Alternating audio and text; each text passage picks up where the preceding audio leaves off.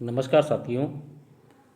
आज हम अध्ययन करेंगे द्वितीय आंकड़ों का संकलन, कलेक्शन ऑफ सेकेंडरी डेटा। द्वितीय आंकड़ों को एकत्रित करने के मुख्य स्रोत हैं। नंबर एक, प्रकाशित स्रोत, पब्लिश्ड सोर्सेज। नंबर दो, अप्रकाशित स्रोत, अनपब्लिश्ड सोर्सेज। सबसे पहले हम बात करेंगे प्रकाशित स्रोत, पब्लिश्ड सोर्सेज पे। नंबर एक है सरकारी प्रकाशन, गवर्नमेंट्स पब्लिकेशंस। भारत की केंद्रीय तथा राज्य सरकारों के मंत्रालय तथा विभिन्न विभाग विभिन्न विषयों से संबंधित आंकड़े प्रकाशित करते रहते हैं। ये आंकड़े काफ़ी उपयोगी तथा विश्वसनीय होते हैं।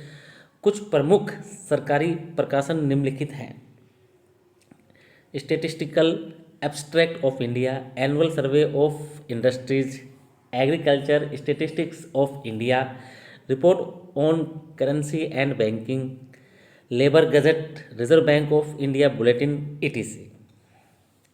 नंबर दो, अर्ध सरकारी प्रकाशन, सेमी गवर्नमेंट पब्लिकेशंस।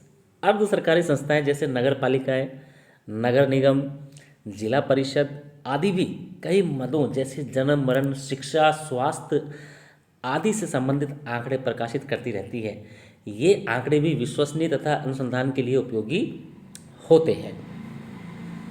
नंबर तीन, समितियों व आयोगों की report, reports on committees and commissions. सरकार द्वारा नियुक्त विभिन्न समितियों तथा आयोगों की रिपोर्ट में महत्वपूर्ण आंकड़े संकलित होते हैं। उदाहरण के लिए वित्त आयोग, योजना आयोग आदि द्वारा प्रकाशित रिपोर्टों से उपयोगी आंकड़े प्राप्त होते हैं। व्यापारिक संघों के प्रकाशन, पब्लिकेशंस ऑफ ट्रेड एसोसिएशंस। बड़े बड़े व्यापारिक संघ भी अपने अनुसंधान तथा सांख्यिकी विभागों द्वारा एकत्रित आंकड़े प्रकाशित करते रहते हैं।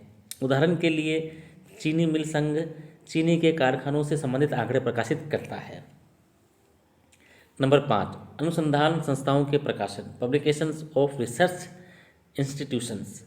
विभिन्न विश्वविद्यालय तथा अनुसंधान संस्थान अपने शोध कार्यों के परिणाम प्रकाशित करते रहते हैं। उदाहरण के लिए भारतीय सांख्यिकी संस्थान, व्यावहारिक आर्थिक शोध की राष्ट्रीय परिषद आदि संस्थाएं कई प्रकार के उपयोगी आंकड़े प्रकाशित करती हैं। पत्र पत्रिकाएं, जर्नल्स एंड पेपर्स।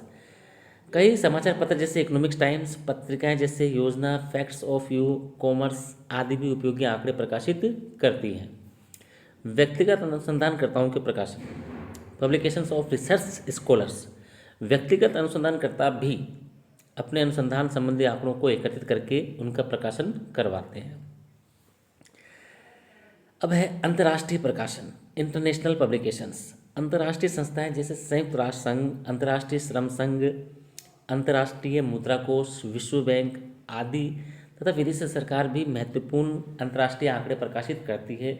इनका द्वितीय आंकड़ों के रूप में प्रयोग किया जाता है। अप्रकाशित स्रोत, अनपब्लिश्ड सोर्सेज। द्वितीय आंकड़ों का अप्रकाशित स्रोत भी होता है।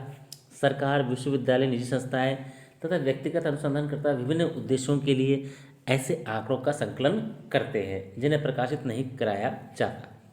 द्वितीय आंकड़ों की विश्वसनीयता, उपयोगिता तथा पर्याप्तता की जांच करने के लिए निम्नलिखित बातों को ध्यान में रखना चाहिए। नंबर एक, संकलन संगठन की योग्यता। किसी भी व्यक्ति को द्वितीय आंकड़ों का प्रयोग करने से पहले उस संगठन की योग्यता के बारे में जान लेना चाहिए जो प्रारंभिक रूप में आंकड़ों का संकलन करता है। आंकड़ों का प्रयोग केवल तभी किया जाना चाहिए यदि ये आंकड़े योग्य, अनुभवी तथा पक्षपातहीन अन्वेषकों द्वारा एकत्रित किए गए हैं। दूसरा है उद्देश्य तथा क्षेत्र, ऑब्जेक्टिव एंड स्कोप। यह भी सावधानी रखनी चाहिए कि द्वितीय आंकड़े जब प्राथमिक रूप से प्रकाशित किए गए थे तो उनका उद्देश्य तथा क्षेत्र क्या था।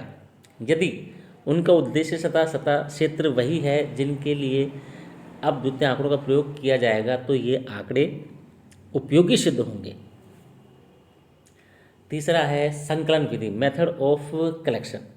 यह भी ज्ञात कर लेना चाहिए कि द्वितीय आंकड़ों को प्राथमिक रूप से संकलित करते समय जो विधि अपनाई गई है वह उपयुक्त तथा विश्वसनीय थी या नहीं। यदि वह विधि उपयुक्त थी तो इन आंकड़ों का द्वितीयक रूप में प्रयोग किया जाना चाहिए। संकलन का समय तथा परिस्थितियाँ, time and condition of collection.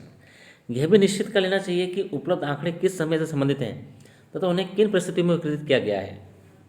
उदाहरण के लिए युद्ध के दौरान एकत्रित किए गए आंकड़े शांति के दिनों में भी उपयुक्त हों यह आवश्यक नहीं है, इसलिए द्वितीयक आंकड़ों का प्रयोग करते समय इस तथ्य को अवश्य ध्यान में रखना चाहिए।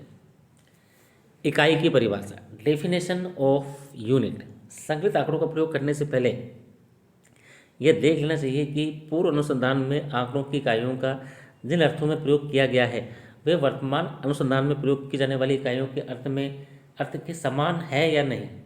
यदि उसमें समानता नहीं पाई जाती तो उनका प्रयोग उपयुक्त नहीं होगा। शुद्धता, एक्यूरेसी। उपलब्ध आंकड़ों का द्वितीयक आंकड़ों के रूप में प्रयोग करने से पहले उनकी शुद्धता के स्तर की भी जांच कर लेनी चाहिए। यदि वर्तमान अनुसंधान के लिए शुद्धता का उच्च स्तर आवश्यक हो जबकि उपलब्ध आंकड़ों के संकलन में केवल सामान्य शुद्धता को ध्यान में रखा गया हो तो ऐसे आंकड़े उपयुक्त नहीं होंगे। धन्यवाद साथियों।